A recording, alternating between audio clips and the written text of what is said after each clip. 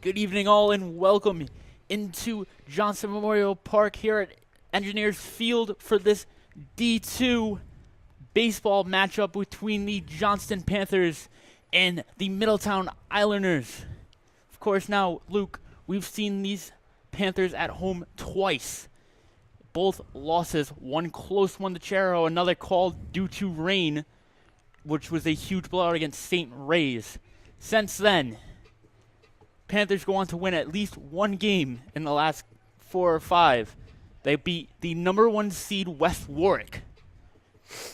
As a team that went in there at 0-8, you don't expect to see a win or the ace, and I think that's what West Warwick did. West Warwick threw probably their worst pitcher, saw the record, thought a little bit too much into it. With a win under their belt against the number 1 team, what do you think they're going to do against another team that also beat West Warwick earlier in the season? They definitely have a lot of confidence this game as well. That was their last game. The last game they played was that game. So they're going to have good momentum now, and they're going to need a big win for a good home stretch, which is, I think, 6 games in a row that they play on this turf. So we'll see how it goes. It is the best offense we've seen out of these Panthers so far this year. Going 3 for 3, Jake Rankin. He's a junior, showing that he can do it earlier than his senior season. Ethan Bracey was your starter that day. He had 8 strikeouts and 5 innings of work. Today, we see Rios again.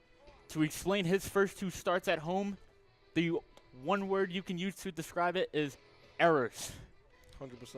When he is pitching, his defense has given up more than 9 errors in the 2 games we've seen from him at home. I've talked to many players of the team. They say, Manny's still our best pitcher. We need to back him up with some defense. What happened the last time Rios was out here pitching against St. Ray's? Like you said, a lot of errors. A lot of young guys, like we always say, every time we come up here, a lot of young guys. Again, a lot of young guys again playing today. Rios is going to obviously need to step up, get his team in control today, maybe getting 2 wins in a row. We've seen Rios take control with his arsenal of pitches.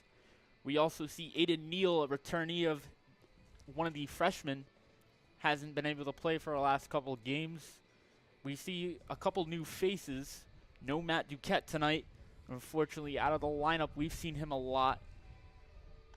It looks to be, is it Ogden catching tonight? Ogden is catching.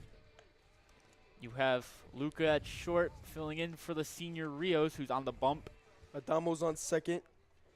Raykid's at third. Neal's at first. And like you said, Richie's at short. Of course, your 2 captains starting today. Matt Clements out in right today instead of DHing.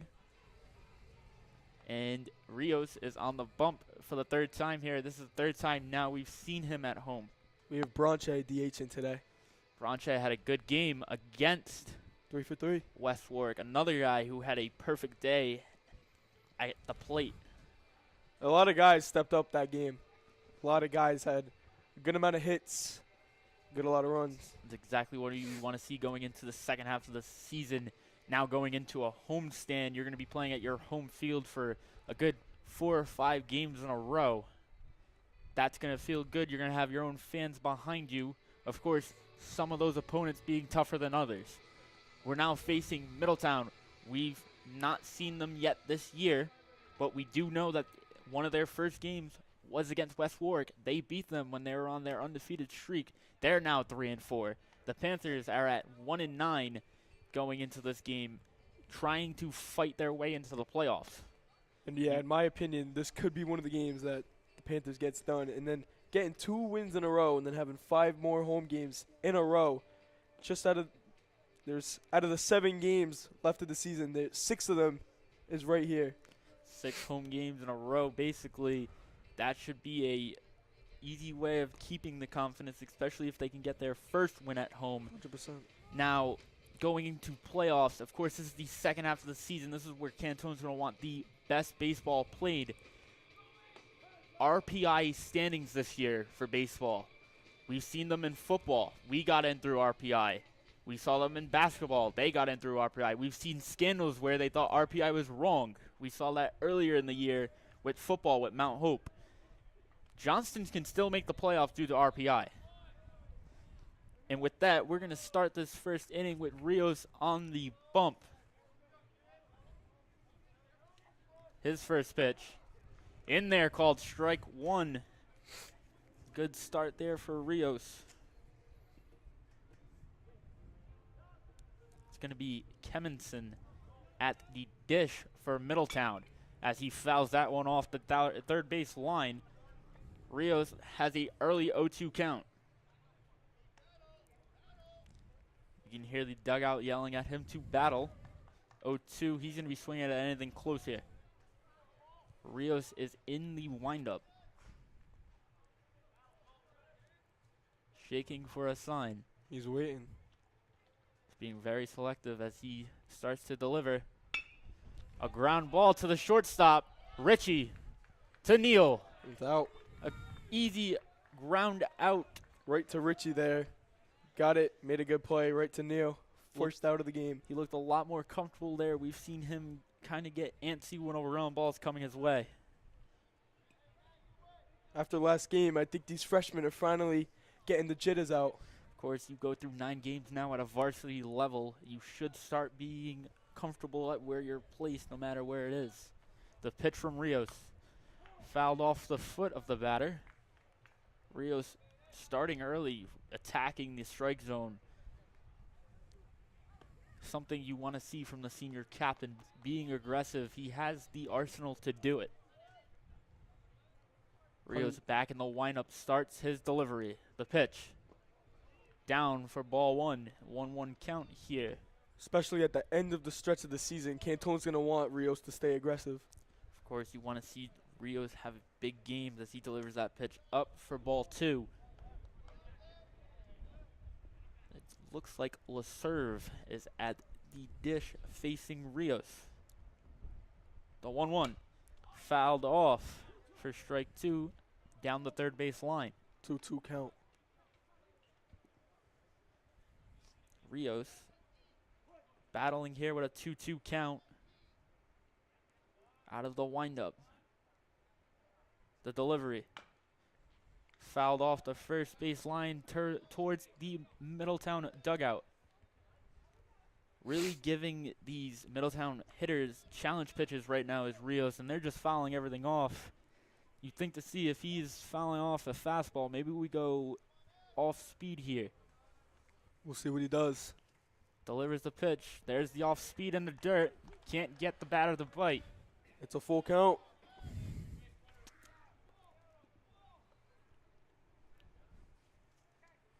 Rios out of the windup still. 1 out. The pitch. Swung on. Hit deep to the gap. And that run is going 2, and he's not stopping. He's going 3. The relay to third. Not in time. He's in there safe. Looks with like a triple to the right center gap. An early triple there for Rios. Probably not the greatest start he wanted.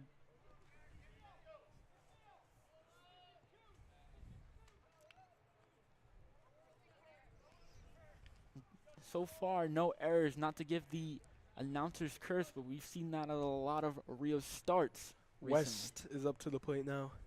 It's going to be West at the plate for Middletown to face Rios with a runner in scoring position. That pitch fouled towards the first base dugout.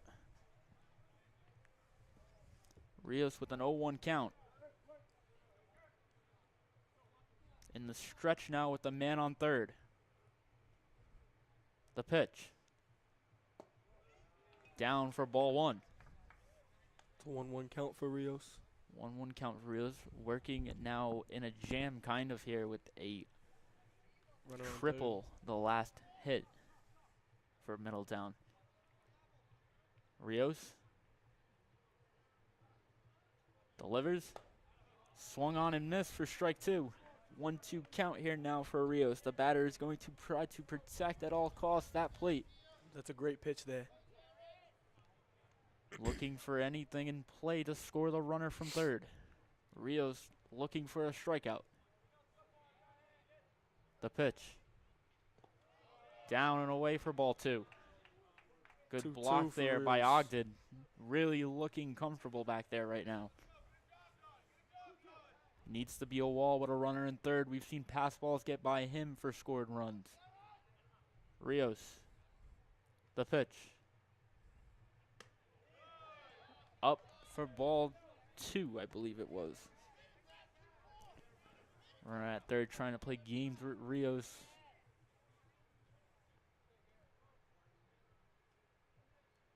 He comes set in the stretch. Delivers.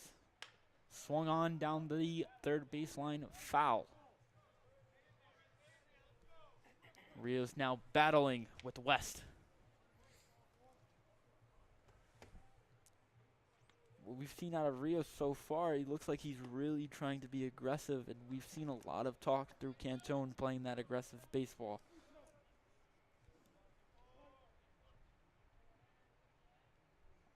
Rios set in the stretch to face West, steps off. Battling with West here. Middletown seems to be battling in every at-bat they have had so far. The pitch inside for ball 4. The Rios walks West. Now runners on first and third. Agrin coming up to the plate for Middletown to face Rios. Man, on first and third, Rios is gonna have to get out of here right now. And this is where it all starts. In a jam here, pickoff move. Called out! What a pickoff move there from Rios to get the second out of the inning and get out of the jam. Cantone must have seen something to make that pickoff move happen. Great eye there. Middletown coach barking at his players. Should have gotten back on that one. Not too happy about that one. Rios delivers, fouled right back at us for strike 1. Coach still barking at his player. Doesn't seem happy. Well, he should have got down. I mean, he just kind of walks back to first on that one. No. He does, huh? Rios comes set in the stretch. Delivers. Swung on. Good off speed there in the dirt. Great off For speed. strike 2. Agrin chasing that one. Rios looks to get out of the inning. The pitch. Strike He's out of 3 there. called on the outside corner. Rios gets out of it. Rios gets out of the jam after the triple by Middletown. What? I mean, what a turn of events. Walks the batter. Next throw is to the first, and he doesn't even get back. He doesn't even try to dive for the bag. That was a crazy ending. A good play there by Richie, looking comfortable at short, and a strikeout for Rios. That's his first one of the game. As Middletown comes out to warm up, let's introduce your Panthers starting lineup for today. Batting leadoff is Rankin. Your 2-hole is Javen Adamo. Your 3-hole is Aiden Neal. Your cleanup is senior captain Matt Clements. Your 5-hole is Ethan Bracey. Your 6-hole is Corey Ogden. Your 7-hole is Anthony Vendetti. Your 8-hole is Branche. And your 9-hole is Luca Ritchie. We've seen these guys. This is a great hitting lineup today. We've seen these guys hit the ball. Rankin went 3 for 3. Branche went 3 for 3. We all know Clements can hit, and we all know Neal can hit. And, of course, you have the sneaky speed there of Bracey. Vendetti can definitely get the ball moving off the bat. This is the lineup from West Warwick minus Matthew Duquette, who was subbed in for, I believe, Ethan Bracey, who's out there for him today. Yes, Bracey was pitching the other Bracey day. pitched that day, looked great. I mean, 5 strikeouts as a lefty. through 5 innings. Or 8 strikeouts, excuse me, through 5 innings. A lot of lefty pitchers on A lot of this lefties team. pitchers on this team.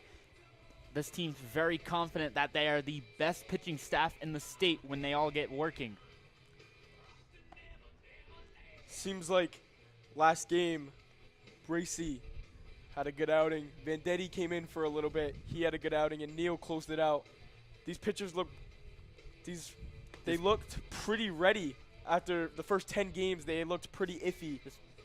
Now Rios, good start to the game, got himself out of the pickle. A pitching staff who had 2 really good pitchers last year in Dylan Gernon and Stephen Finnegan. You don't expect to just come back the next year losing 2 big seniors and having the greatest pitching staff, but this team does have a good pitching staff where they're at right now. You have Rios, who's the righty. You have Bracy, Vendetti. You have a bunch of lefties too, which many teams struggle with. As Middletown comes to an end, warming up, catcher throws it down.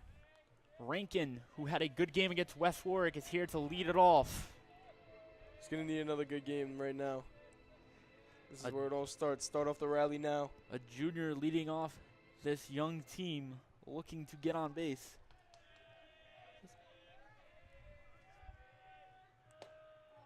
Cold. Strike 1 called against Rankin. Carousel on the bump for Middleton, as there's a pitch fouled off towards the third base dugout for strike 2. Rankin's now going to be looking to protect the plate here early. Off speed in there, almost got him on the head the way he ducked. 1-2 count here for Rankin, as Carsel, I believe that's how it's said, continues to battle with them, as there's a ball towards the first base line, out of play. Rankin survives to see another day. With a 1-2 count. 1-2 count for Rankin as he returns back after digging that foul ball out. Never know, even though that was out of play. I'm sure Cantone speaks about that. Some good weather Off out right now. speed, called ball up. Good weather right now. 62 degrees, little breeze. It was really hot in here earlier, but we're starting to get the breeze now. Beautiful baseball weather as Carousel gives Contact. Rankin a pitch to hit. Second baseman bobbles it around, but Still makes gets the him. play. Rankin is a ground out to the second baseman for the first out of the inning.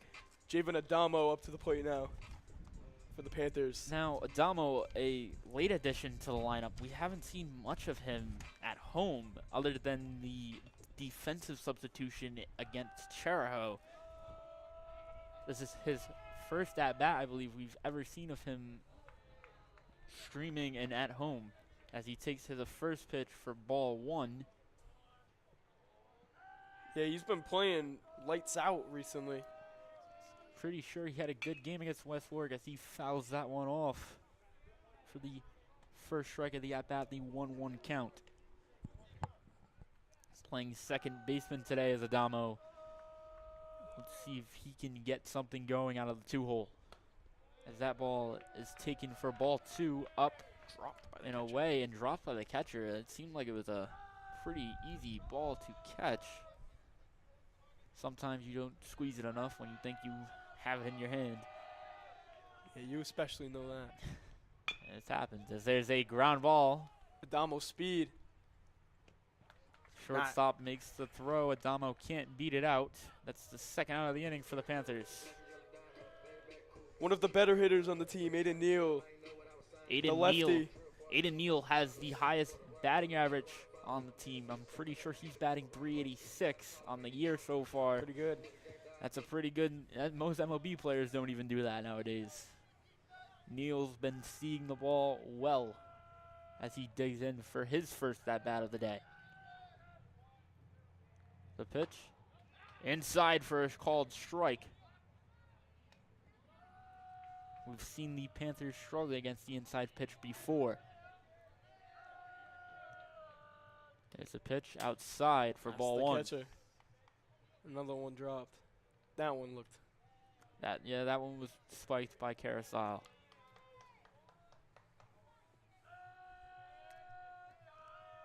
The pitch in there for a strike. Nice breaking ball. That one looked like it was one to hit for Neal, but he just waits on it. 1-2 count now. The pitch fouled off his foot. Continues to fight.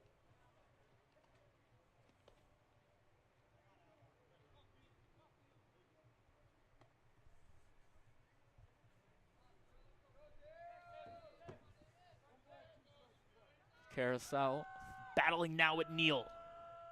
The pitch inside, called ball. Close one there. Close one there. He leaned out of the way. 2-2 now for Neal. He's been seeing the ball like a beach ball. Way inside there, stands in there. 3-2. Neal battles back. It's a full count. Full count here, now has to fight with the pitcher. Delivers the pitch. Hit hard to right field. Tracked down by the right fielder. It's a fly out for the third out of the inning. Panthers go 1-2-3 to begin their game. Unfortunately, not the start you want to see out of the offense, especially after West Warwick. And with that, we're going to take a quick break. We'll be right back here at Engineers Field in a second.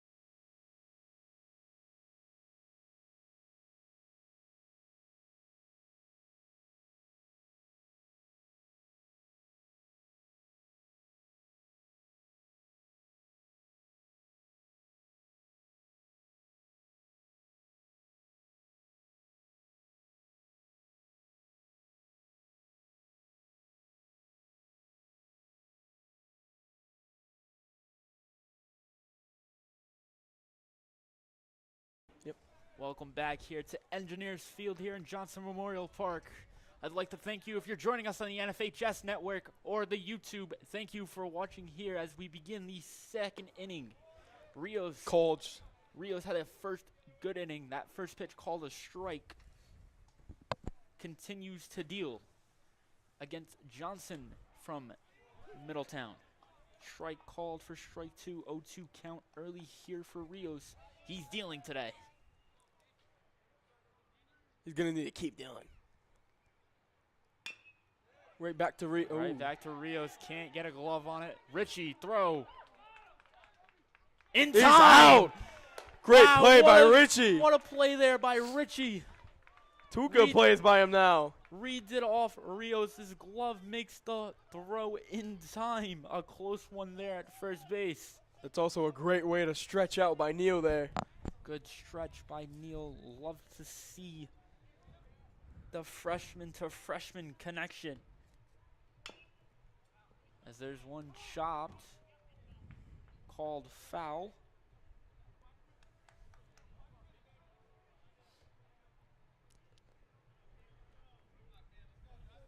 We've seen Rios now get through 4 batters. Except for that one triple. He's got 4 outs. Haven't seen any errors yet, not to give the announcer curse. As there's one that gets through the second baseman's mitt for a base hit for Middletown. Just past the Damo there. Yeah, just past the glove, tried to lay out for it. That was the pitcher giving himself some reinforcement at first base now as Travers comes up to the plate for Middletown. Rios with a little rainbow pickoff move. He does that a lot. Probably not trying to waste his arm early with pickoff moves. The pitch Called. swung on and missed for a strike. Rios has been so far dealing well with the pressure.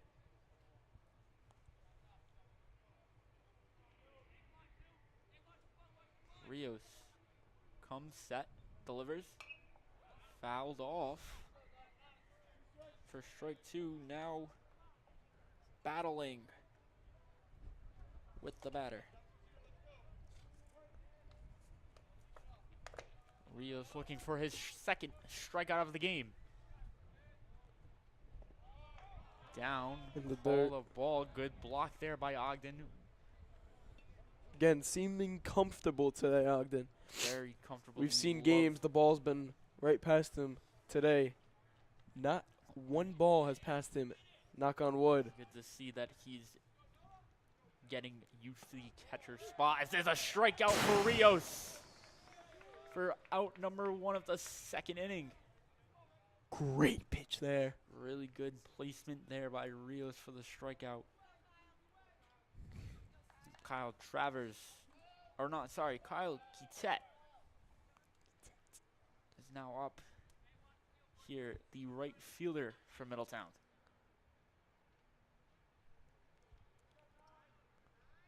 The pitch from Rios. Down in the dirt. In the dirt. Good pick there by Ogden. Another one. He's been a wall back there so far. That's what we like to see out of the freshman. Yes, freshman catcher filling in for the missing senior.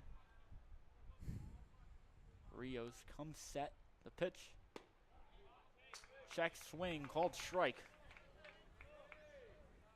1-1 count to Kittet.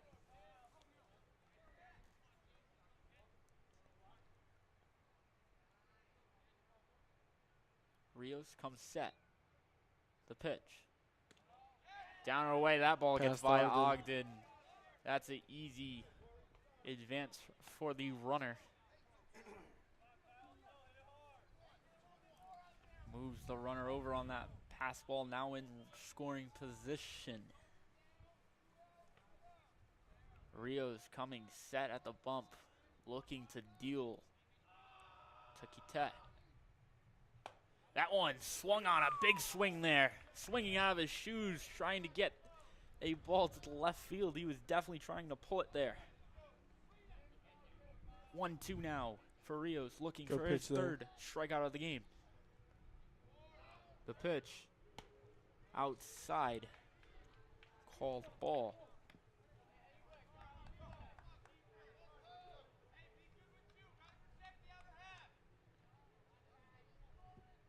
Coaches telling him to protect. They know they have a runner in scoring position early. Rios delivers outside. Ball 4. Called. First and walks. second. Now first and second for Rios as the 9-hole Lisella Number 4. comes up.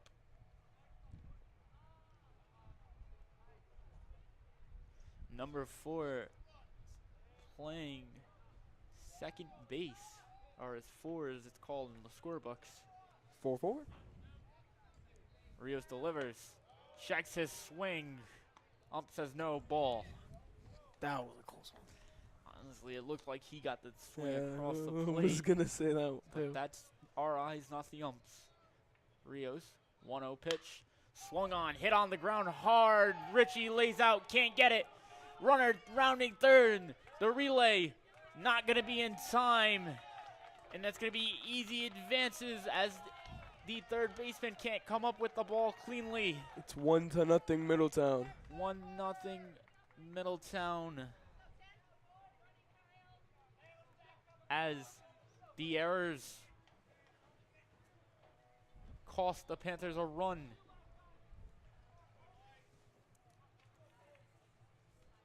Now 1-0 Middletown as Rios continues. Top of the order back up. Top of the order. Pitch. Swung on hard. Adamo makes a play. Neal Gets the squeezes inning it over. for the end of the inning. Middletown strands 2, but scores 1. As the score is now 1-0 Middletown going into the bottom of the second. Well, so far, one error there made by the Panthers, a missed throw leading to the third baseman not coming up with it. I believe that was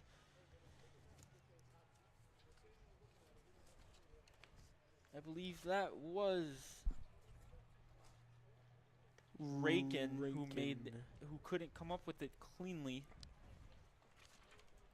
We're due to see the senior captain Matthew Clements, Ethan Bracey, and Corey Ogden this inning.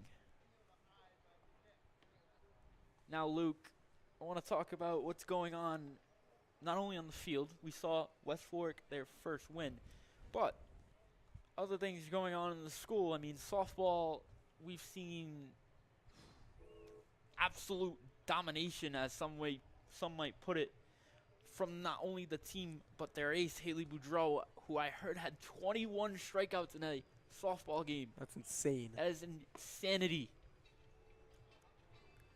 Volleyball has started hot. I believe they've won their last couple. Baseball getting their first win, looking for another one. When it comes to us as media, you know, we've already worked for NFHS before. The stream is on NFHS. You saw us in Portsmouth. You saw Matthew Clements and Ant Vendetti in Portsmouth. You saw us for boys D2 semifinals at Johnston High School. Now coming into the baseball season, you're going to have all home games, not only on our YouTube page, but NFHS as well. And you'll hear more from Matthew Clements and Ant Vendetti in June if you're on NFHS, if you watch the RI baseball semifinals and finals. They'll be on the call for those games. Luke, you're new here. So far, how much fun have you had just getting on the mic and not only learning the sport, but being able to commentate the sport? It's been really fun. It's been really, really fun. I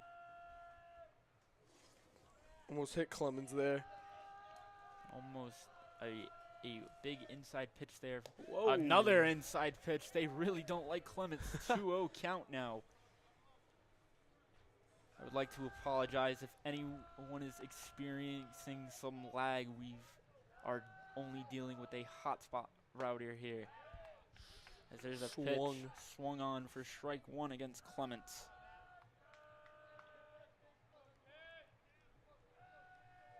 Two-one count now for Clements.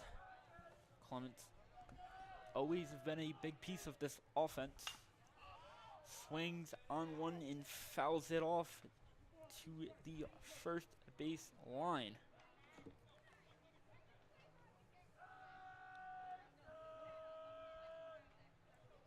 Clements waits for the delivery.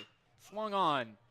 Fouled off to the first base out of play area. Spot. Clements battling now.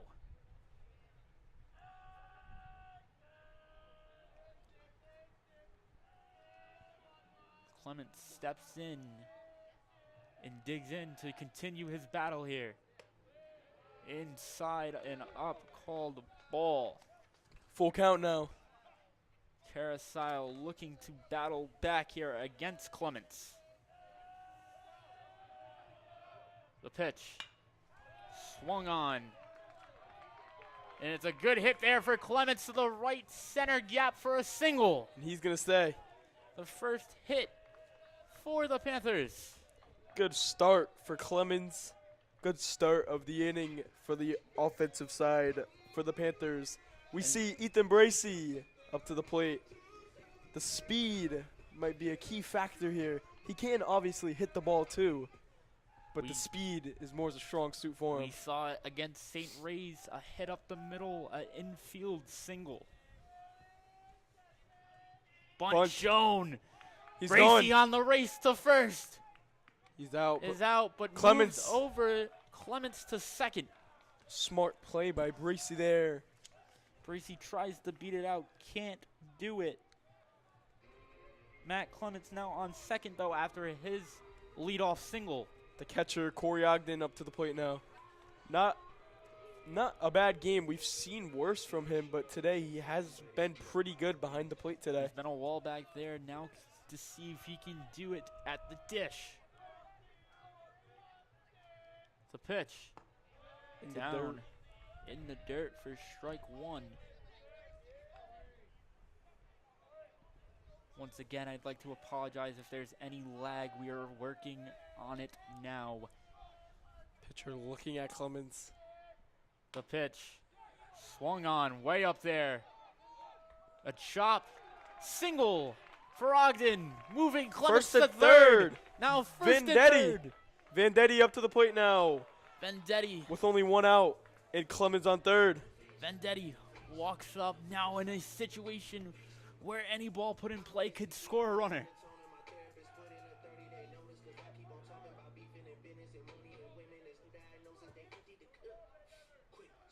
That was a high ball by Ogden there on the bounce.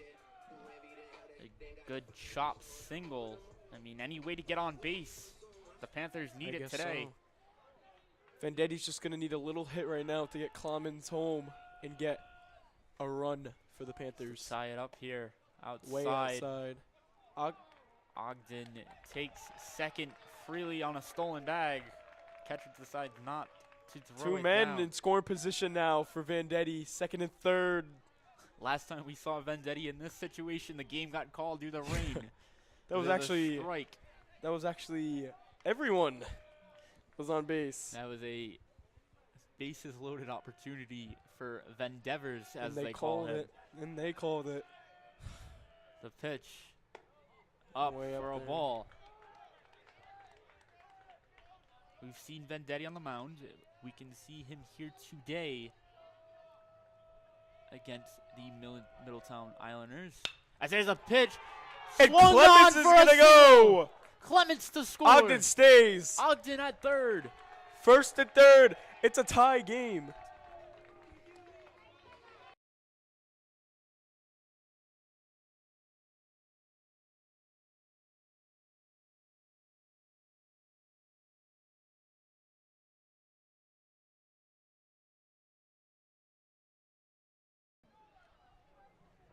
As Vendetti singles as a mound visit. RBI single for Vendetti. Now it's going to be Branche, who had a good game against West Warwick. 3 for 3. 3 for 3. We didn't see him either at the beginning of the season. Coach trying to calm his pitcher down after the huge RBI single by Vendetti to tie the game. We've seen Branche, obviously, like you said, he went 3 for 3 last game. He could get another hit right now to get another score for the Panthers as Ogden waits at third and Vendetti's at first. We've seen a lot out of this kid in the last game. Hopefully can continue it today. As there's a swing way up on the first base line. First baseman makes the play. Middletown looking to get out of this. Looking to get out of the jam early. Unfortunately for Branche, he cannot continue that perfect streak of 3 for 3. He flies out in foul territory to the first baseman. Here's the pitch. Bunt down. Digging it out So was Richie. Couldn't do it. He's the third out of the inning. Panthers get a run though. Panthers get a run to tie the game here early in the second. With the Panthers coming out now to warm up, we're going to be a quick break. We'll be right back.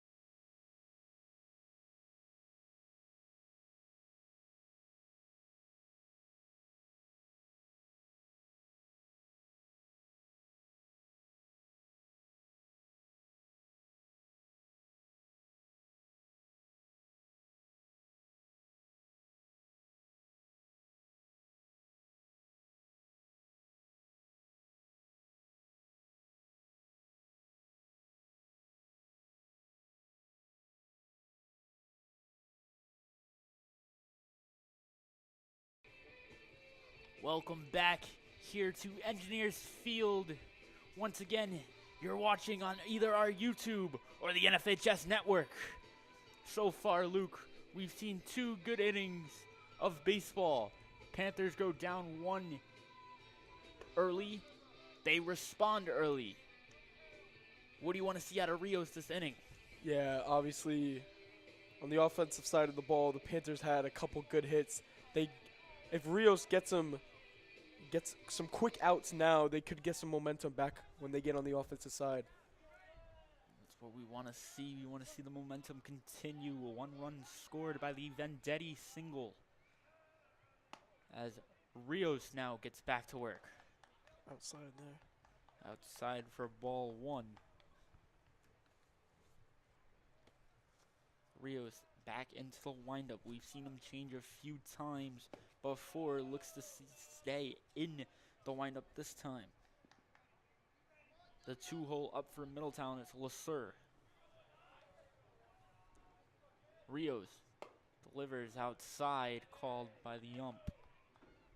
Believe that is a 3-0 count now. Rios in there for strike 1. Just to take you back, the first inning, LeSueur had a triple early against Rios. Rios did get out of it, though. Rios now battling back with a good off-speed pitch in for a strike.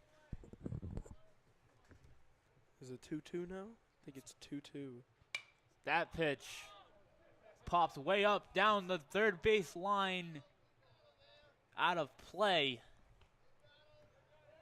Luke, not much we can see over there the way the press box is. We were both leaning over the table to see where that ball was going.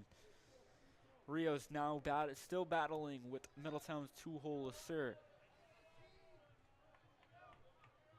Rios delivers.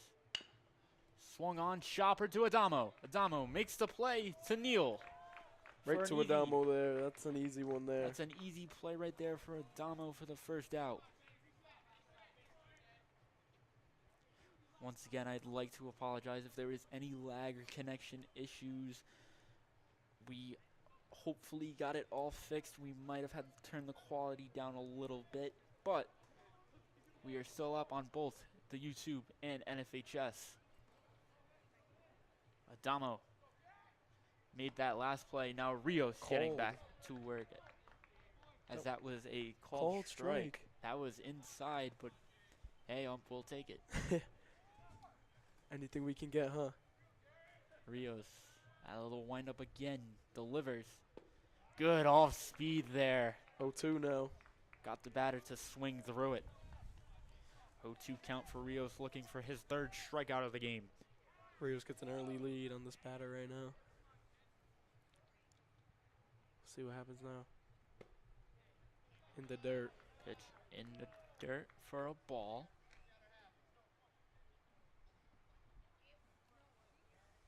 Want to see Rios perform well here. There's a pitch. Low inside, called ball. Yeah, like you said, Rios is definitely going to want to perform in front of his home fans. He's had 2, I would say, quality starts if you take away the errors. Rios down and away. Battling with the 3-hole West here. Has now battled back to a 3-2 count. Seems like that's why the Panthers have lost a lot of games, because of the errors. As that one's fouled back. West continuing to battle. I spoke with some of the older guys here on the team about looking down at the scorebook while doing it and seeing a ton of E's. That's not something, as not only a scorekeeper or a team, but a broadcaster, you've seen that many errors for your home team. It's unfortunate to watch, especially when it becomes a blowout, as Rios loses the battle to West, walks him. Agron now coming up to the plate for his 2nd at-bat against Rios. I believe it was Agron that got picked off. I think it was. In the 1st. That pitch Checks his swing, called strike. Rios starts off early with an 0-1 count.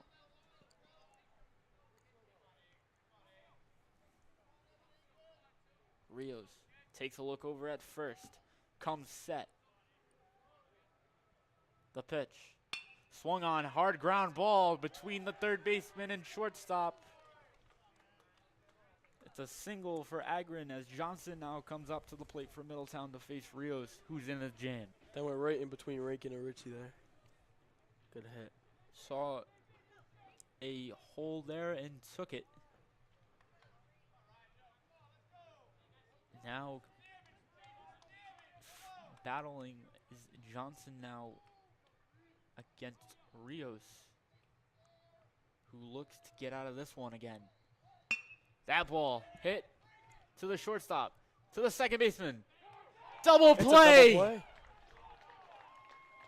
Good play by Adamo there. 6-4-3. That's 2 outs. That's the end of the inning. What a rollover right there for the double play. We've seen Adamo make a couple good plays this game. That was another one. Richie and Adamo worked well there. A good double play to end the inning on the chop. Ground ball to Richie. Gets Manny Rios out of that jam right there, first and second. Runner in scoring position. Good double play ball there. Good double play pitch by Rios. See, like I said earlier, if Rios gets a couple quick outs right now, and Panthers offense is now up after a couple quick outs. So we'll see how they do now with a good offensive side last inning. We'll see how they do right now. 1 run scored on the Vendetti RBI single. Good to see the junior work with Middletown warming up. You're watching Division II baseball on the NFHS Network and JHS Media's YouTube. We'll be right back.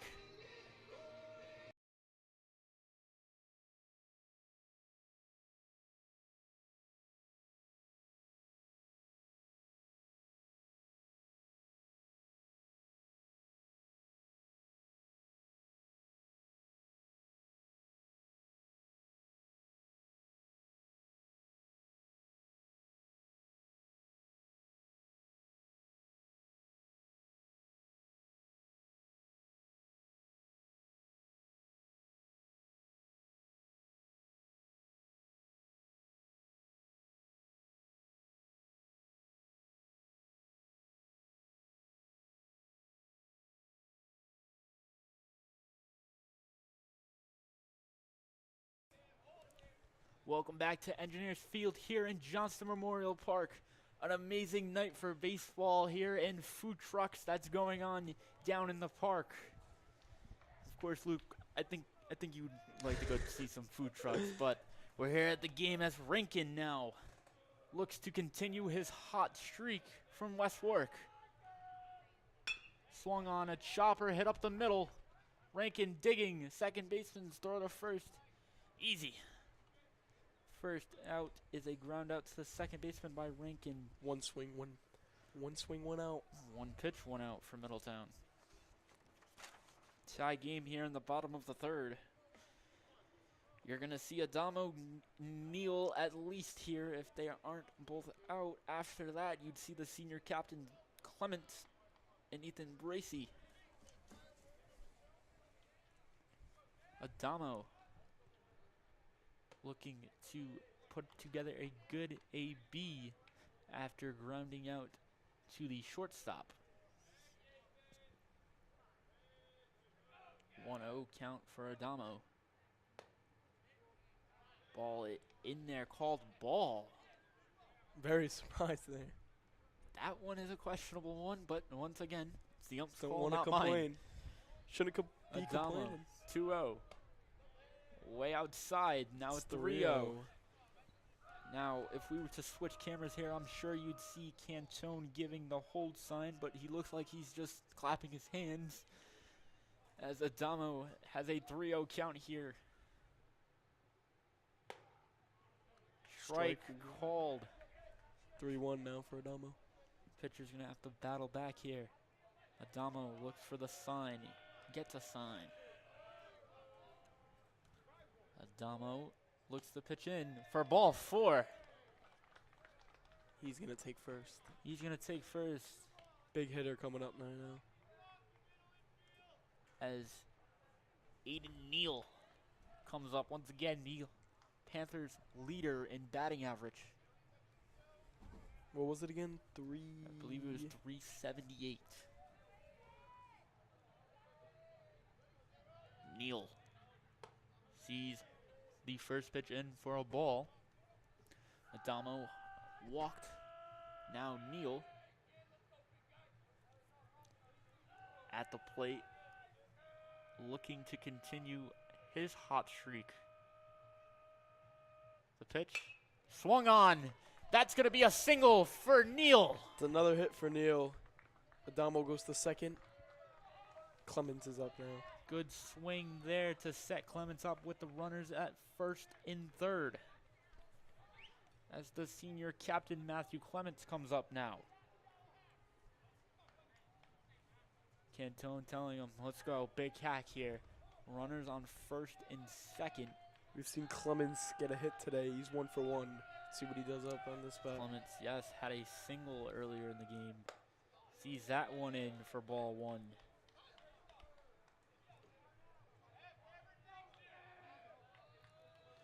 Timeout called by the catcher. Wants to go talk to his pitcher. Now, as a catcher, if you're taking a timeout, you're either telling your pitcher a joke, being serious with him because he needs to get an out, just trying to calm him down. A lot of what goes into pitching is not only do you need to have the mechanics to do it, but nerves play a role. You have to stay calm even in situations where you have the bases loaded. Relievers have to come in with bases loaded and get out of it. Pitching is probably the hardest job here other than catching on this baseball field, as it is a big hack by Clements. Runners in first and second is a great opportunity for your senior captain. Pitcher comes set. Clements waiting. Sees that one up for a ball. And something I noticed with Clements, I don't know if you look closely when he's at bat, they talk a lot about having the bat in your fingers being loose. Matt is so loose that he turns the bat in his hands before his at bat. As that one's fouled back. I don't know if you saw that the last at bat, Luke, but he was literally spinning the bat in his hand and his fingers before the pitch was even thrown. Yeah, I think you were the only one who noticed that one, because I definitely did not. Staying loose, trying to get as much bat speed as possible. Okay, I see what you're saying now. As there's a ball for ball 3. I believe the count is now full for your senior captain, Matthew Clements. I'm very surprised you noticed that. Honestly, I was kind of just taking a look in at his stance and saw the bat turning while he was at bat. Clements fighting with a full count here. The pitch swung on to the second baseman. Can't get it to second. Adamo gets back to third. As the third baseman falls over him trying to apply the tag, Matt reaches on an error. Bases loaded for Bracey. Bases loaded for Bracey. We saw him turning around last year at the end of the season. Hopefully he can do it this year. This would be a huge opportunity for the Panthers with the bases loaded. Remember last time we saw bases loaded? The game got called. I don't see a cloud in sight, nor do I see any rain, so I think Bracey's going to be able to get this at-bat done. So far, one out for the Panthers as Bracey sees that one in for a strike. Bracey looking to put a ball in play here or take a walk, would score a run.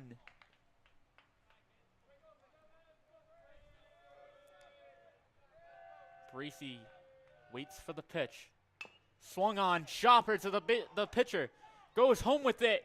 Can't get it. Adamo He's safe. runs into the catcher who is in the way. Javen is hyped. Javen's hyped to score that one. 2-1. Another error made by the Middletown Islanders. And the catcher showing some pain after that collision at home. Was in the base path. Unfortunately, that is legal. Seems like we've seen a bunch of errors for Johnston the like games that we've seen, but Middletown's the ones curse with is the errors turning this around. time. It seems like Middletown makes a huge error there. Could have had the runner at home, but the pitcher, of all people, inaccurate with his throw to home. Catcher's pretty mad He's at mad, that and one. I'm sure taking a blow to the ribs doesn't feel good even with all that protection on, as Ogden now Bases fouls loaded again. that one off with the bases loaded.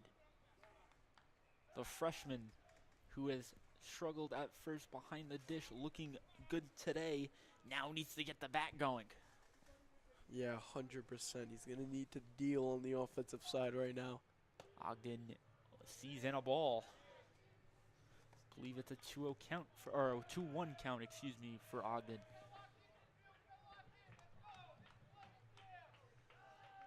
The pitch, Ogden swung on to the second baseman. Can't make the play. Ogden digging it out. Another error. Clements coming home. He's in there safe. in time. Bracey staying at third. Tries to see if he can make it as well. Turns back around. Ogden gets the second on the error. Now 4-1. Neal and Clemens score. Ogden with an RBI. RBI. Technically an error, so I don't believe he'll get the RBI, but it would be an RBI single if it was an actual hit. Yeah, I guess. Catcher now talking to his pitcher after letting up two big, huge errors. Johnston leads 4-1 here in the bottom of the third with a bat we've already seen come through clutch today. Anthony Vendetti earlier had a RBI single for the first run of the game. Once again getting another opportunity with runners in scoring position. Sees that one up for ball one.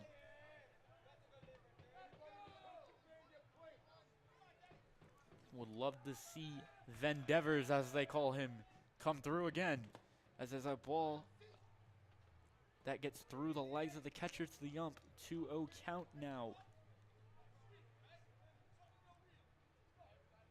Few errors, few costly mistakes for the Middletown Islanders lead to this at bat for Vendevers.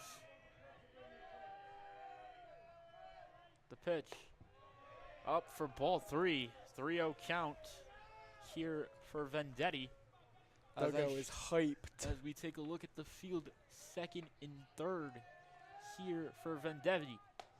As there's a ball in there for a strike. 3-1 now. He's going to probably take a big hack here if it's anything close. The delivery of the pitch in there for a strike. Vendetti doesn't like it. Thought that was ball four. He's starting trotting a first. 3-2 count now here for Vendetti, who came in clutch earlier in the game. The pitch. Outside for ball four. Honestly, I believe that looked like the same pitch, but we'll take the walk. Bases loaded as the Middletown coach comes out to talk to his pitcher. Bronche now up. As we've said many times, he went 3 for 3 last game. Hopefully can continue that huge offensive breakout he had against West Warwick. I believe there's not going to be a pitching change here. I did not see the coach single it to the umpire.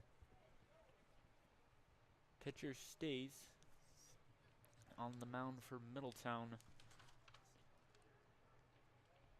That is Carousel out there. Oh no, is there a pitching change? No, there is. There's a pitching change for the Middletown Islanders. That looks like Agron is now on the bump. You've seen Agron today, a couple at-bats. Seen 2 at-bats out of him so far today. Now on the bump I don't know if there is going to be a defensive substitution for him or if the pitcher is going there. He was playing third base. We'll see if there's a different third baseman out there in a second when they're done warming up.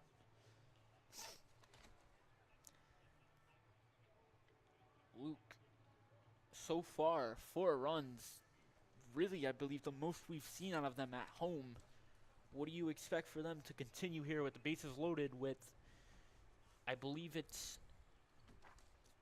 let me take a look here, I believe it is Branche, right? As It is Branche, coming yeah. up. It is Branche. Big bat here in a clutch moment. Hopefully can continue to be clutch against a new pitcher.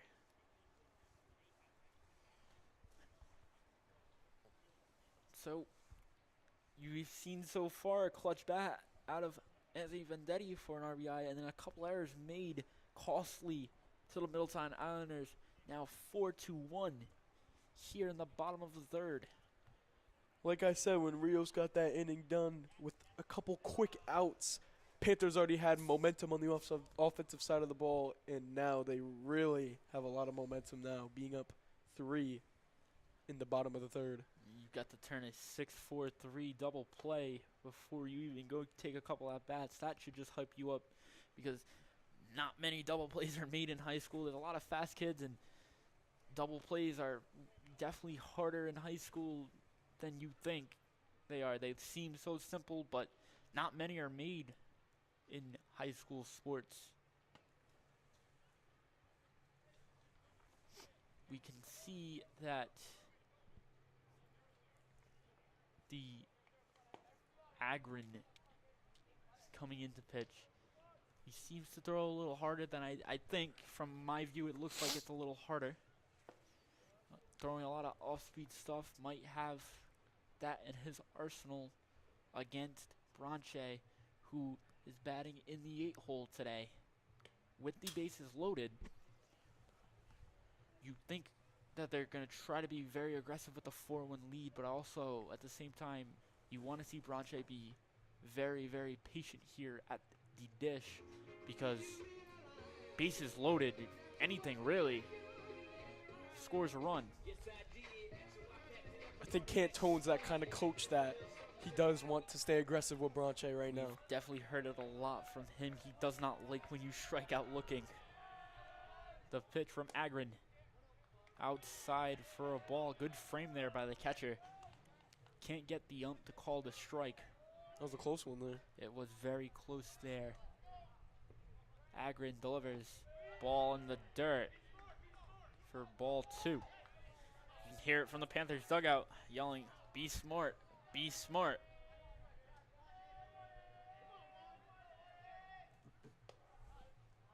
Ball in there for a strike. Just to give you another look, the bases are loaded for Branche. The pitch from Agrin. Swung on and missed by Branche. You definitely want to see at least a run score here, battling the pitcher is Branche, as there's another ball. Ball 3 there. Full count now for Branche, who's been hot. They're battling right now. Branche calls time. Gets a little practice swing out there. Looks to see if Cantone is giving him a sign or anything at all. Now steps back into the box. Pitch there. Called ball 4. That's going to score a run. That's going to score another run for your Panthers. Now 5-1 as Luca Ritchie comes to the plate. Bracy scores that run.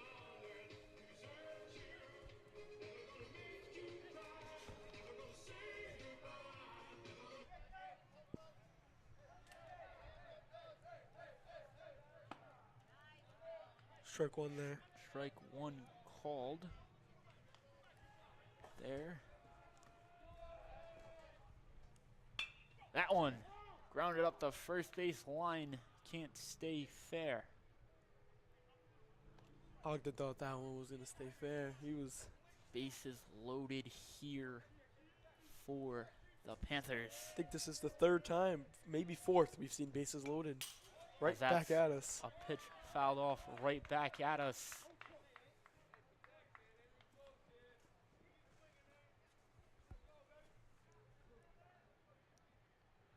As Rican returns that ball to the ump. Richie continues to battle against Agron. Strike 3 called. Richie strikes out looking, and I can promise you Cantone's not going to like that one with the bases loaded. Top of the order back up. Top of the order, yep. Jake Rankin now coming up with the bases loaded.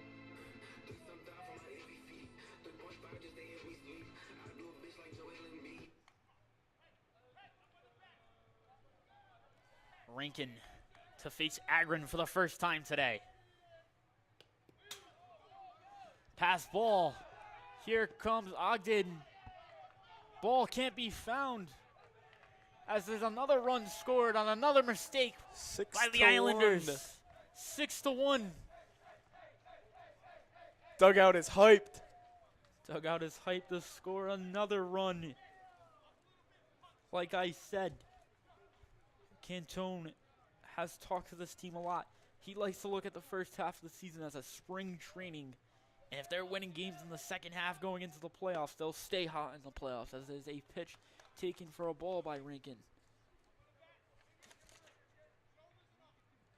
Agron struggling early so far. Rankin gets that one off the hands. Agron makes the play for out number 3. But your Panthers put up 5 this inning. 5. As I look over at the scoreboard that says 1-5, which definitely I don't believe is right. But Panthers lead 6-1 here going into the top of the 4th.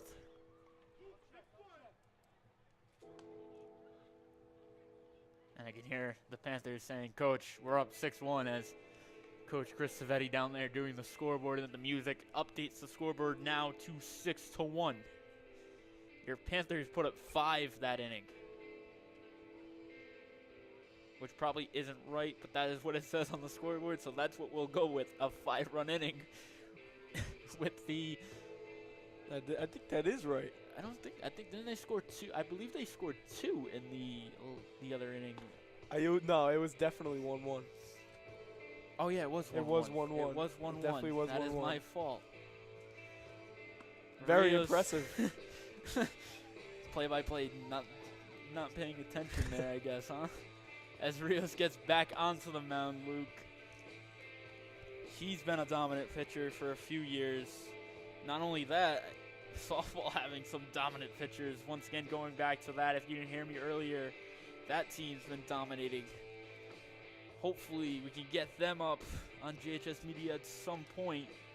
Volleyball, we've already seen they've won some games now. Now it's time for baseball to get on track. Not only that, Luke, this weekend, we see the brand new varsity sports, girls flag football, put together by Randy Phillips himself. Now a varsity sport in the state of Rhode Island. What do you think that opportunity for the girls that started it last year, now going back into it, what do you think the opportunity for them is, knowing that it's a varsity sport now? Yeah, as Coach Randy says, there's some dogs. Those girls are some dogs, is what he says. I'm actually one of the refs. Saturday, 9 to 11:30, there's a couple games. I'm actually one of the refs. So I'm going to see in person if these girls are really dogs, but Coach Randy has seemed to been hyping them up. We've talked to Coach Randy a lot. He says it's going to be the next biggest thing in Rhode Island.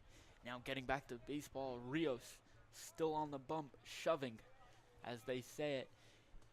He has been efficient so far this afternoon. Rios in a 2-0 count here now. Looks to deliver. Outside, 3-0 count. 3-0 count, sorry for that little interruption on our camera.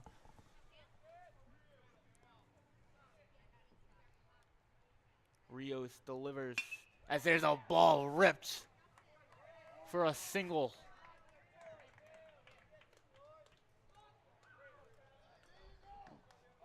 Good hit there for Middletown. Gets a runner on first.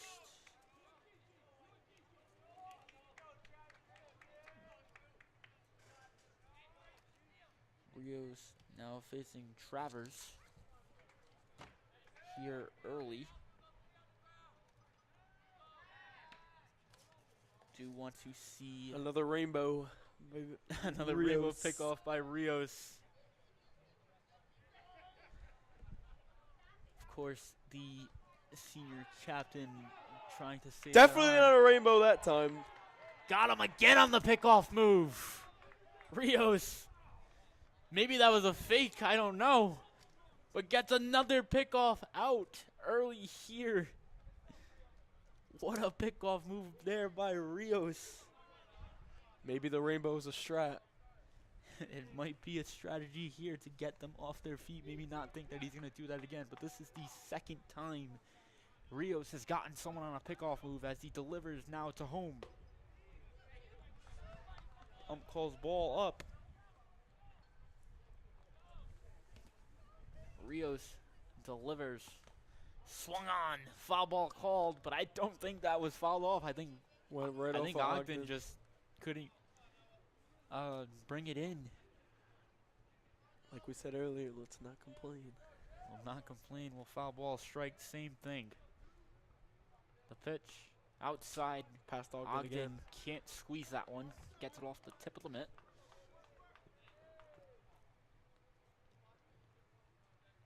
Top of the fourth here. Rios so far more than efficient. He's been dealing as there's a strike called. Has 2 strikes on him now. He's going to have to battle back. Rios looking for his 4th strikeout of the day, I believe. Called strike on the low pitch. Rios gets his 4th of the day. That was a great pitch. Cantone telling him he's still not working hard enough. Again, the aggressive mentality there. Exactly what he is looking for. 2 outs now for Rios. Rios delivers. Swung on, fouled off. Neal can't get there.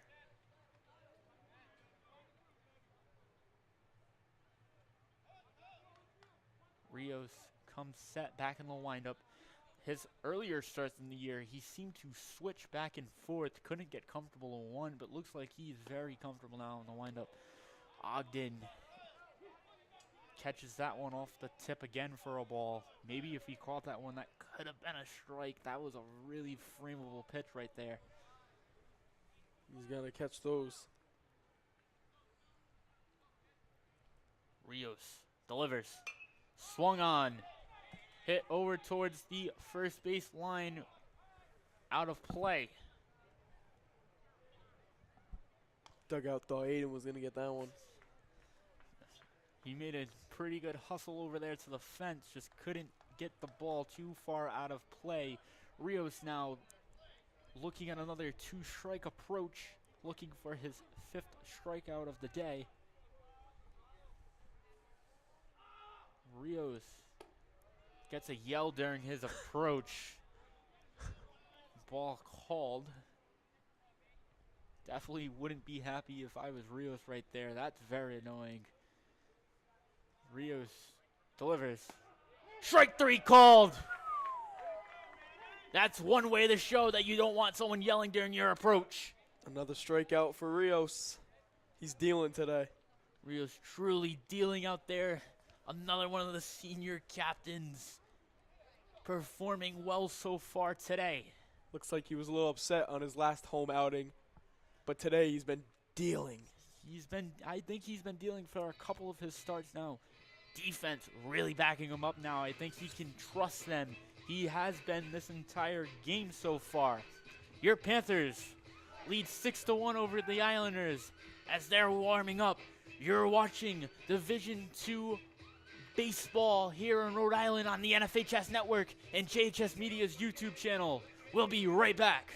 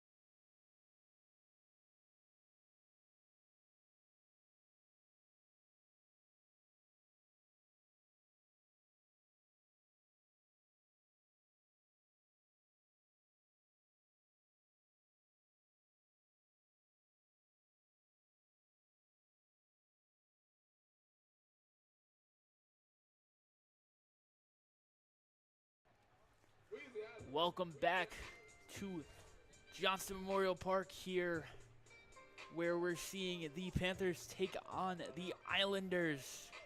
Panthers have a 6-1 lead early here in the game, only in the 4th inning, looking to add on to that lead. Adamo up to the plate. Agrin, the reliever, to the starter, Chrysler. Now dealing for the Islanders as Adamo takes his 3rd at-bat of the game. Ball up there for a ball. So far, once again, seeing Manny Rios deal on the bump and getting some offensive support from his teammates as Adamo gets one off the hands there for a ground out to the pitcher. A lot of offensive support today for Rios. 6 run support for Rios. We haven't seen a lot of offensive support as Rios has been on the mound, but today the offense and the defense has been playing very well today. It's what you love to see out of a young team late in the season It's who exactly what Cantone wanted. has made it to the playoffs in the last 2 years. Last year making it to semifinals before taking a loss to East Providence. The pitch, Neal leaves it in the dirt as he continues to stay hot here for the Panthers.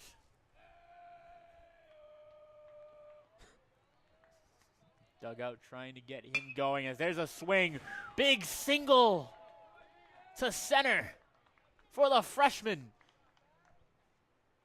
What a swing right there, Luke. Nice, even swing. Gets it right back up the middle for a single. We've seen Neal do this a lot this season. He has a lot of hits on the season. I think that's his 2nd today. His 2nd today. He's been raking for them for the year. Now it's Can't Stop by the Red Hot Chili Peppers. Play your senior captain's now at the dish. Bat spinning in his hands. Waits for the pitch. Ball up, called. Matt not liking that pitch, sees it in. Automatically smiled after he knew it was a ball. Gets back in to face Agrin. Swung on and missed as Clements takes a big hack there. 1-1 count.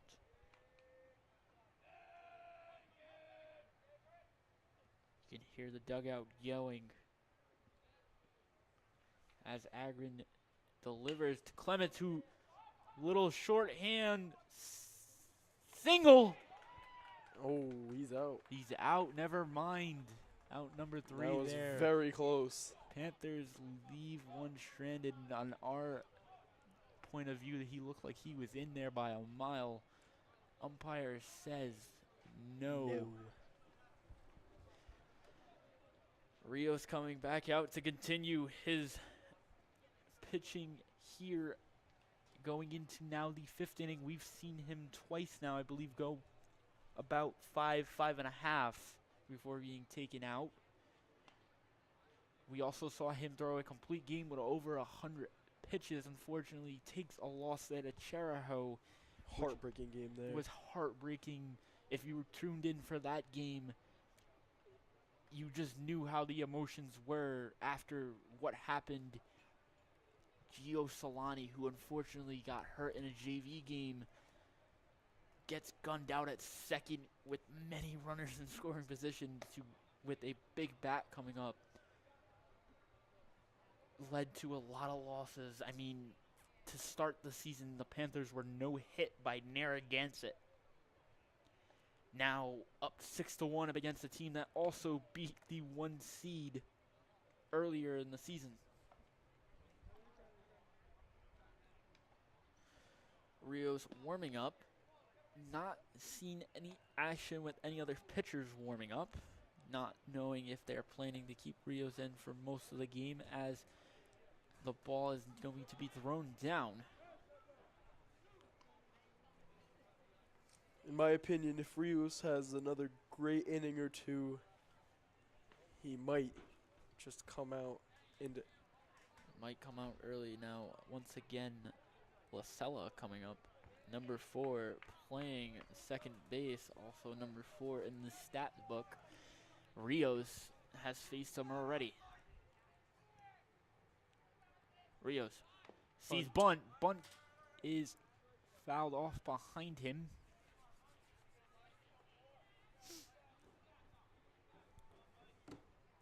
Islanders once again struggled in on the defensive side so far. Only had the game tied, I should say. Not only had the game tied at 1-1. Costly errors in big hits from the Panthers offense. Now make it a 6-1 game here in the top of the 5th as he swings on that one to Richie. Richie makes the play over to first. Neal, good scoop in for the first out of the inning. Freshman to freshman again. Freshman connection there at shortstop to first. We've only seen 3 freshmen play today, Ogden, Richie, and Neal. We usually see a couple more, but today, just those 3. Of course, Matthew Duquette, the 4th one who we've seen start before, now not here in the starting lineup tonight, as Rios sees another bunt that gets way inside on him, pulls it away. I don't know if it was in time. I believe it was. Did not see the umpire's single strike. Rios 1-0. We've also seen Schroer DH a couple games this year. Schroer coming as a pitch hitter in that Jericho game. Also that too. For Adamo, I think it was. Yes, Adamo, who did not get to see a offensive at bat, but we saw him on the defensive side of the ball. Rios delivers. Ball up there for a ball. Today, Adamo has had a couple great plays on defense and a great play on offense too. So we love to see this team working now here at the halfway point in the season, as there's a walk for Rios.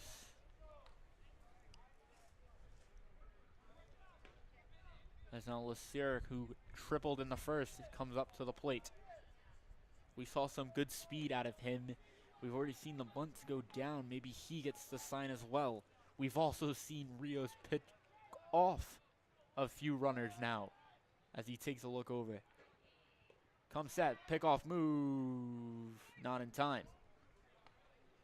I was going to say, I was waiting for that pickoff to come. If it was, that would have been his 3rd of the game.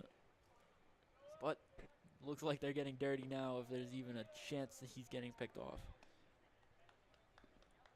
I think Middletown's coach has seen too much pickoffs that he wants to see. Well, we've already seen their film camera. It looks like they record the game with a camera down behind the dish. I'm sure if they are watching film, coach is not going to like that one. Not at all. Rios continues to deal here with a runner in first out of the stretch. Come set, pickoff move, not in time. Second one we've seen at this bat. Well, if it's worked twice, why not a 3rd time? I mean, keep going over there if you feel that that kid's not going to get back. As Rios delivers to home for ball 3. Kind of makes a head nod at the umpire. Maybe thought that could have been a strike. Definitely thought that one could have been a strike. Rios comes set. Pitch. Ball 4. And on first and second. First and second on 2 walks now.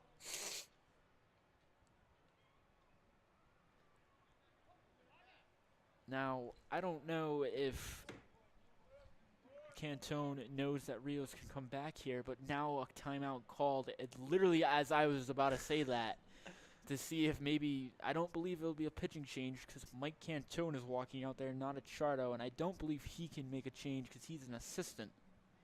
Not that I know. I mean, I don't know if the rule is the head coach has to make the change or the assistant could.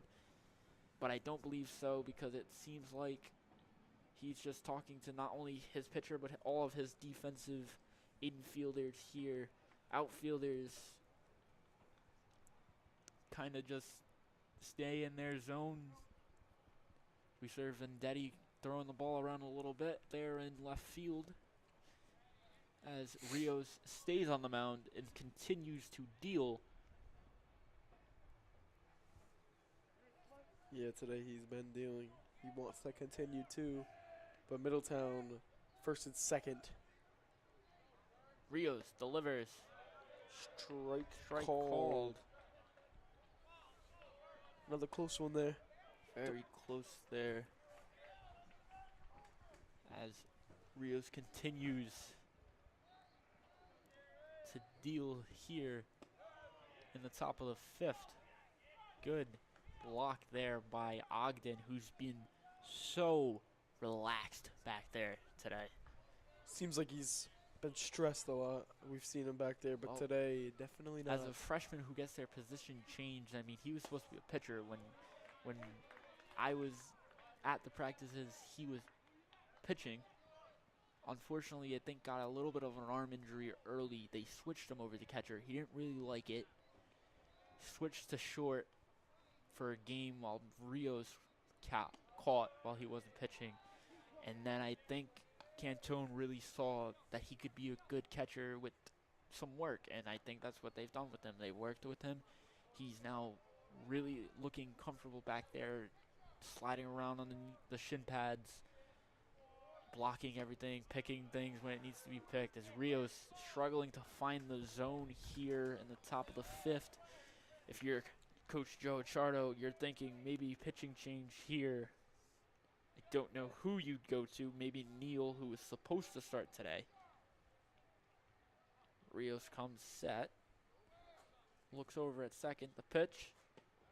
Outside, another walk here for Rios. Now bases loaded.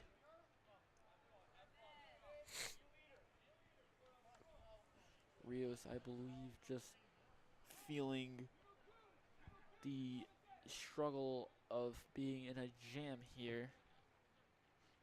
He's committed to play in college at the 3-3 level, I believe.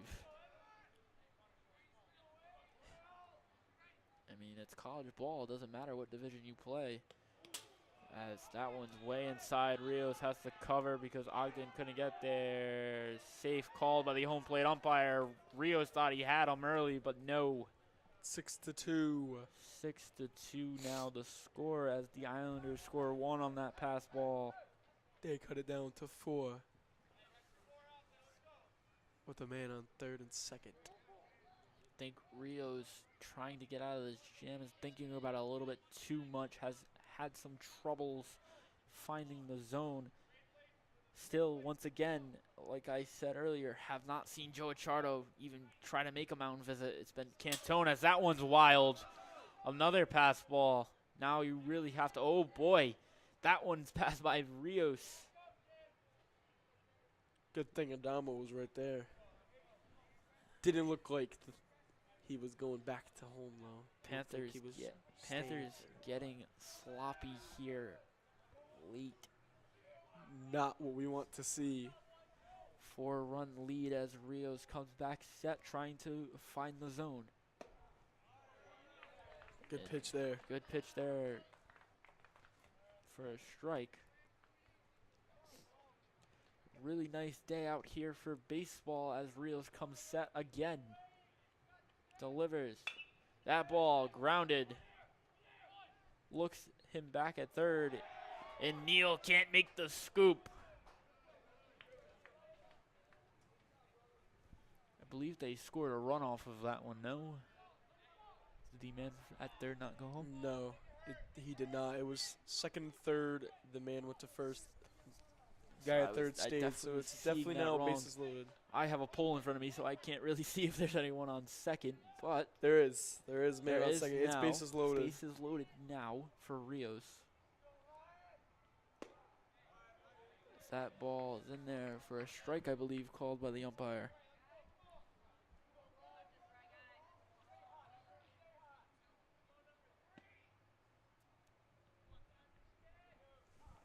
Johnson doesn't call timeout. It's actually Ogden who calls timeout to see the sign again. Doesn't know what pitch was called. Ogden now gets back in the box. Johnson does as well, as there's a pitch in there Called ball. Oof. Definitely thought that one was a strike. Oof. Rios pitch off the hands, easy liner. And it's a double play. Bad base running there. Leads to a double play to end the inning for the Panthers. And oof, just horrible decision there to run on a line drive to the third baseman in the infield with only one out. He had to be thinking maybe 2 outs. Didn't look like Rankin knew it was going to be that easy of a throw to first. He kind of threw it hard and then started the lob as he saw the man halfway to second. I mean, just you have, as a base runner, one, you have to know the amount of outs. You can't just take off there on a 1-out situation with a easy blooper to the third baseman. I mean, Jake Rankin, if he drops that one, I think Cantone might have benched him for the year. Yeah, you might be right on that one. Looks like we're gonna have a different pitcher here warming up for Middletown.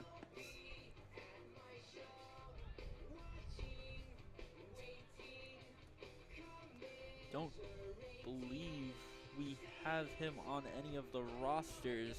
He's number as I 7. take a look, I don't see any number 7 on the lineup card they gave us. Gonna see if I can get any info on that one right now. But a new pitcher for Middletown warming up. With him warming up, you're watching Division II baseball here on the NFHS Network and the JHS Media YouTube page. We'll be right back.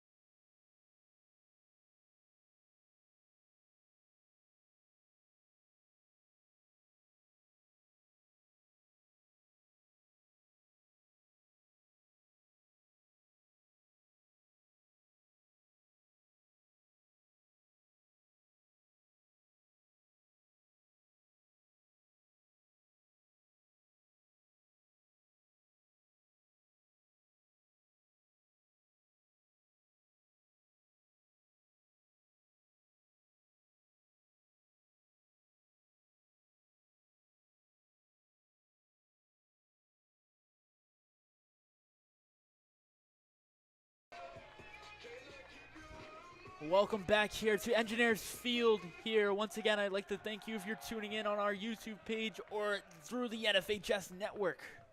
Coming up to the plate is Bracy to face Billy Johnson of Middletown on the bump. Believe we have 2 brothers on this team. Another kid with the last name Johnson is playing first base today for Middletown as well. That is Billy Johnson. We also Goes have to work. a set of brothers on the Panthers, and one of them's up to bat right now. Of course, Ethan and Jordan Bracy, the 2 brothers on the Panthers. We don't see much of Jordan, but Ethan slowly becoming a star for this Panthers team.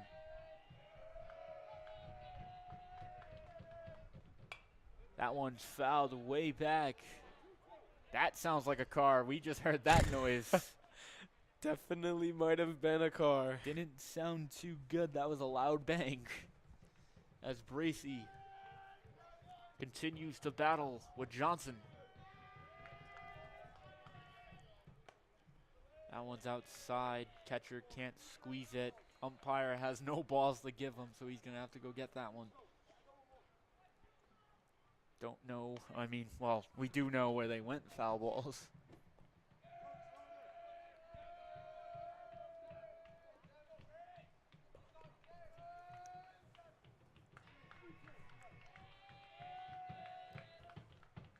Bottom of the 5th here. 6-2 lead as Bracy takes a walk, takes a look back, now rounding, but doesn't decide to go. I don't think he knew it was a pass ball. If it was a pass ball, he could have been on third. Catcher didn't even know that it was ball 4. Well, with Bracy reaching on a walk, now we see Ogden again. Earlier, reached on an error.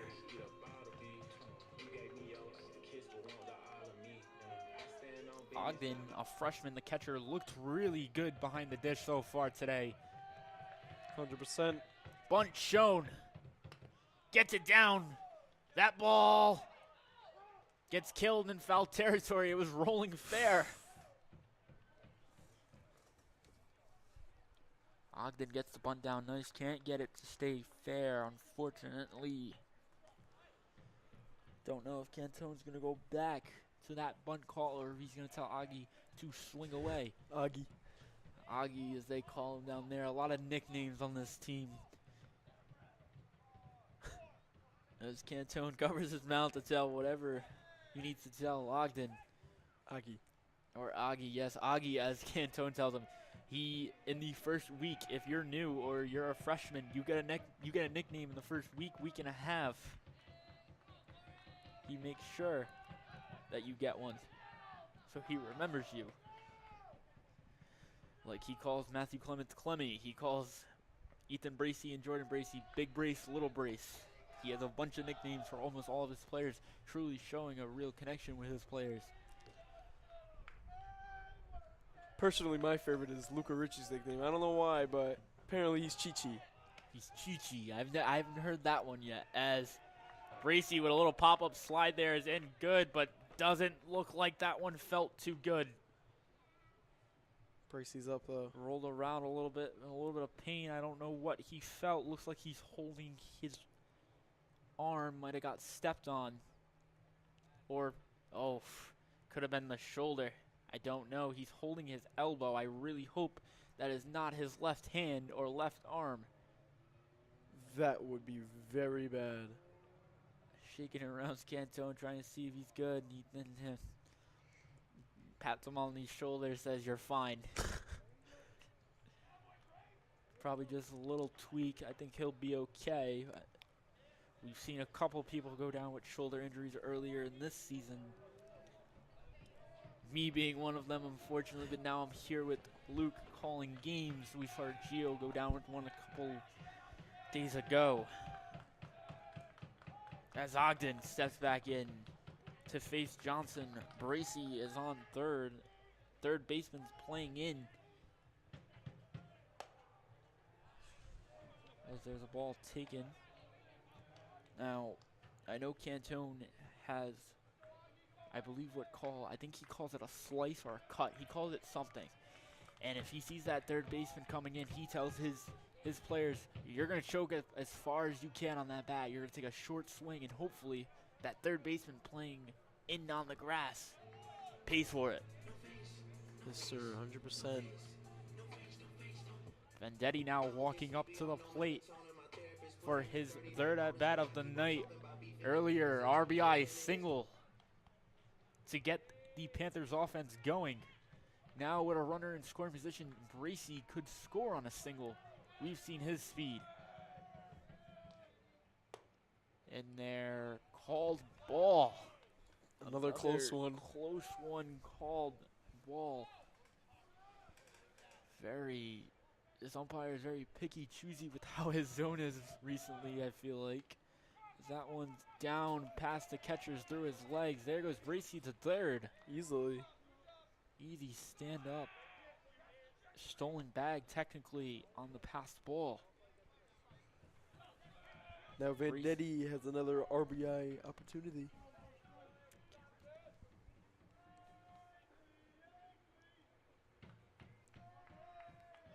Bracy waiting. Blocked by the Middletown catcher. Good block there by Keedy. Johnson delivering still to Vendetti here, the lefty who had the RBI single earlier in the night. The pitch. In there for a ball. Vendetti walks. First and third for the Panthers. First and third now for Bronche. Oh. Vendetti gets a base very easily there. I don't know what the pitcher was doing. He didn't throw the ball. I mean, I guess it's to hold on Bracy at third, but it was gunned if he just threw the ball. I didn't even see him go. I didn't either. I was looking down at the scorebook and look up, and Vendetti's basically at second waiting for the pitcher to throw the ball, and he didn't. Bronche sees the first pitch down for a ball. Cantone asking for discipline instead of aggression. Definitely a new approach from him. Usually you're hearing him say, swing the bat, I want to hit here. Now asking for discipline out of Branch as he swings through that one. 1-1 count here for Bronche.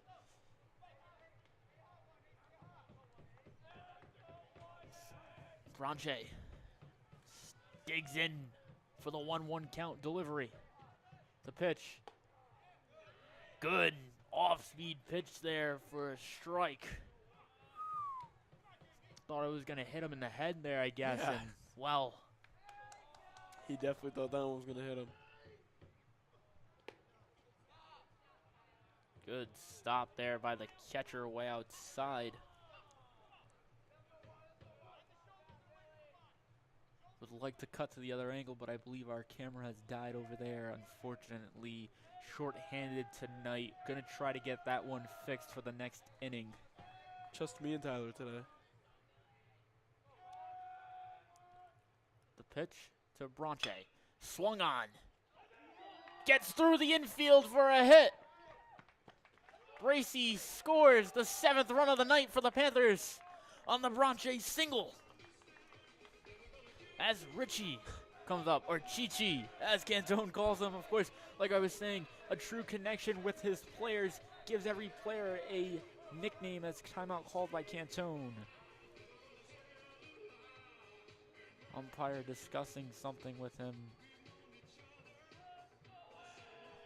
I think he couldn't go over there yet. I don't think he has to step in the box, then call time.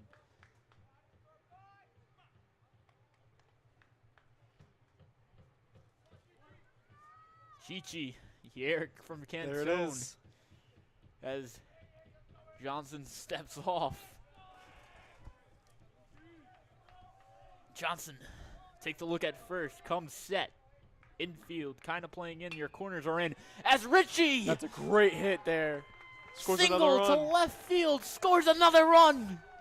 It's now 8-2 Panthers. Chi-Chi Chi-Chi. with the single. At the top of the order comes up Jake Rankin. Now in the perfect situation, run on first and second for him at the leadoff spot. One down. That was good Johnson. contact there. Pitch up for a ball. Rankin taking a look over at Cantone, trying to get the sign. As he steps back into the box, Johnson comes set. The pitch. Down and shot way back to the backstop. Johnson struggling to get out of this one. As there's another pass ball. That one must have hit off either the catcher's glove or the shin pad. It bounced way up back towards us in the booth as the Middletown coach takes a timeout to talk to his pitcher. Yeah, that ball was going right to my face.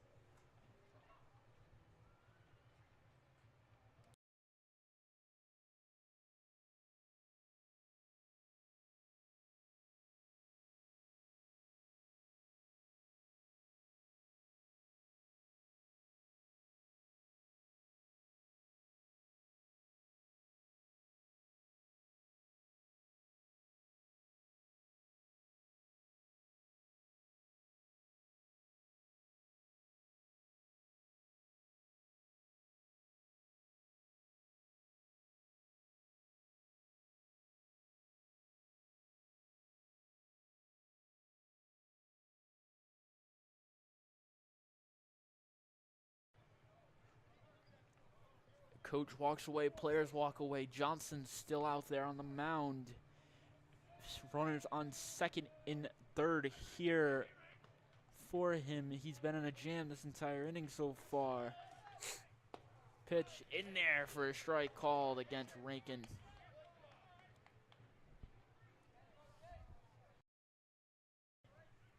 Rankin waits for the pitcher's delivery. Corners in. The pitch in there for a strike called. Rankin's now going to have to battle.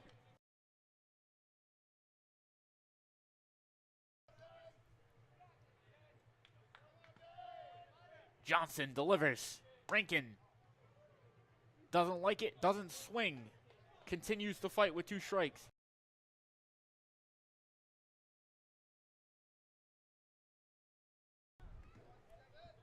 Rankin gets the delivery, swung on, a chopper to the shortstop, can't make the play. 1 scores. Bronche scores.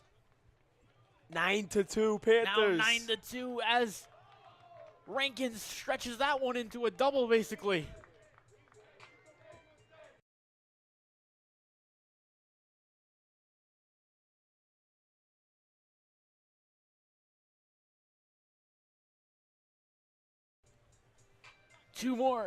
One more, sorry. Panthers scores for a 9-2 now. Lead as Adamo comes up with base runners at second and third. We haven't seen much out of Adamo so far. Johnson comes set. Runners in second and third. Adamo at the dish. Leaves one up for ball 1. 1-0. 1-0 count here for Adamo.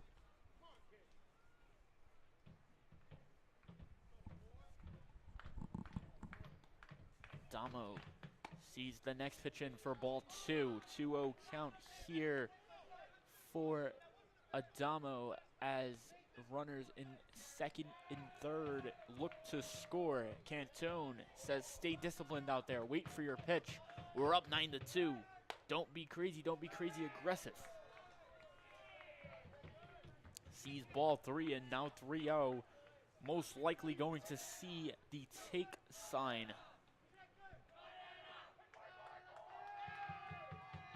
The pitch in there for ball 4. Bases loaded.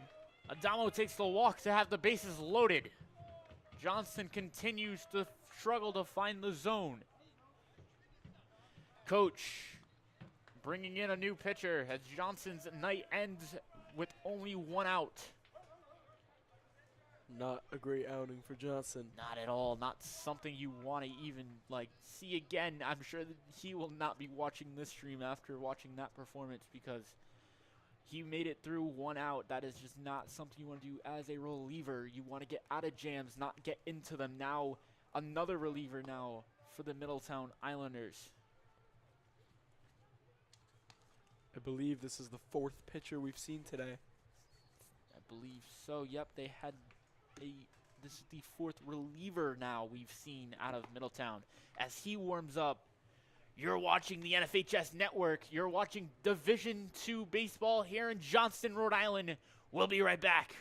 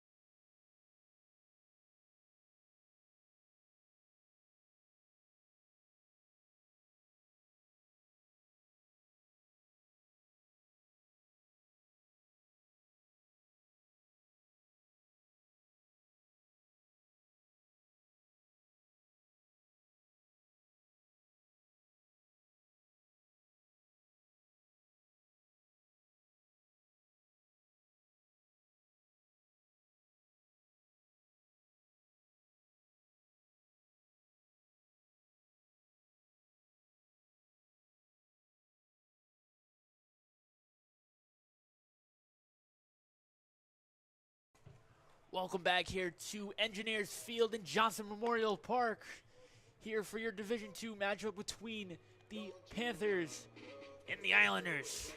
Once again, you're watching on either the JHS Network or the Johnston Media YouTube channel.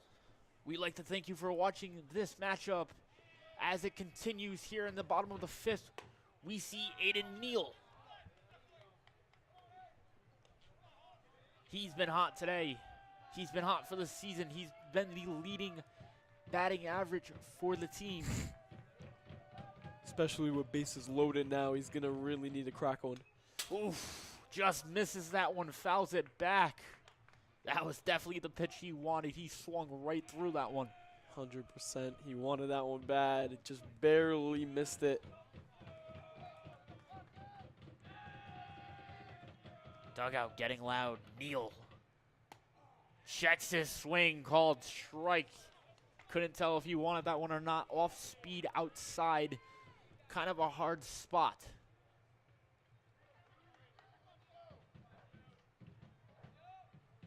Pitcher comes set. Ball called. Neal continuing his battle against the Middletown pitcher. There's a hard hit ball. Shortstop says it's mine. Double play. Neal leaves three stranded. Johnston lives three stranded. Unfortunately, can't get anything done with the bases loaded, but long inning. A long inning leads to a 9-2 lead here for Johnston. Going into the top of the sixth, this is the biggest lead we've seen the Panthers have. Yes, it is. They scored 9 runs the other day, but I'm pretty sure it was 9-6 instead of 9-2 today. Very close game. Of course, the Panthers trying to continue their win streak that's at 1 now, could be 2 tonight if they continue to play the way they are.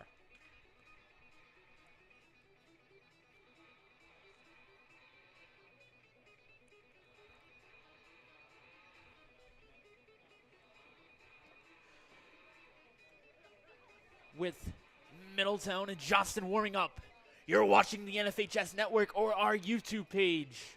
We'll be right back with you as we take a break.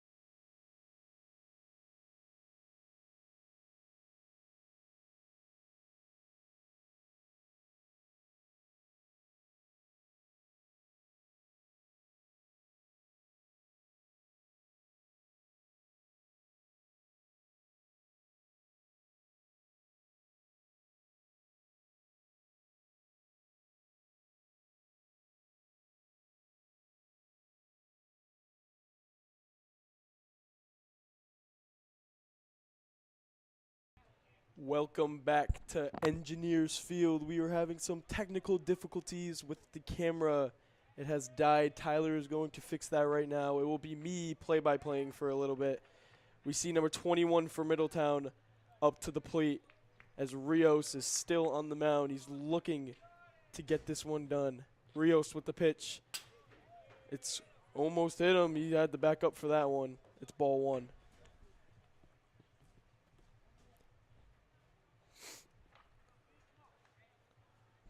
Carlso waiting for the pitch. Rios deals.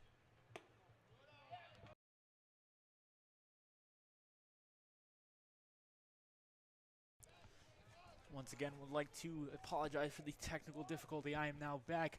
You heard Luke there on play-by-play for a little bit. There's a big hit to the left field. Still rolling. Vendetti gets it in. It's going to be a stand-up double for Middletown.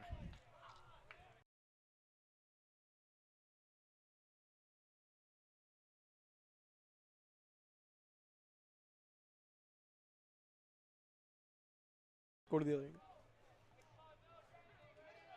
Once again, getting a little bit darker here in Johnston. Lights turning on for the top of the sixth here.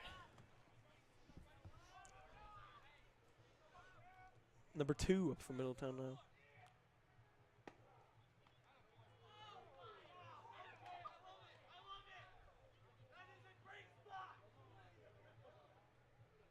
Oh, no. Sorry. It looks like there's a change. That might have been Matt Duquette out and left, as I just noticed Vendetti came in to relieve Rios. Number 21 out there, I believe that is Matt Duquette, filling in for Anthony Vendetti, the freshman.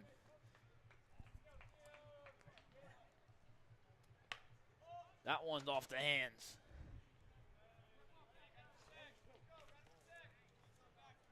Being told to now protect the plate here.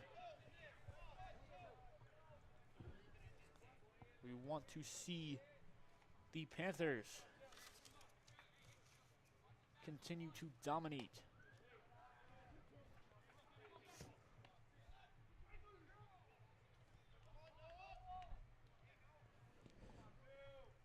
Panthers look to finish this game with Vendetti as Vendetti throws another one way inside.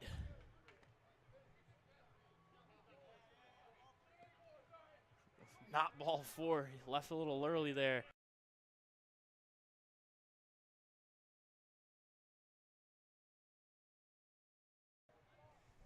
Endeavors on the mound now instead of Rios looking. There's a ball hit off the hands to the left fielder. Duquette can't make the diving play as the throw into home is not in time. There's a single off the glove of Matthew Duquette. It's an unfortunate turn of events there. Clements out and right telling Vendetti, throw the ball here, kid. We have you. We are behind you.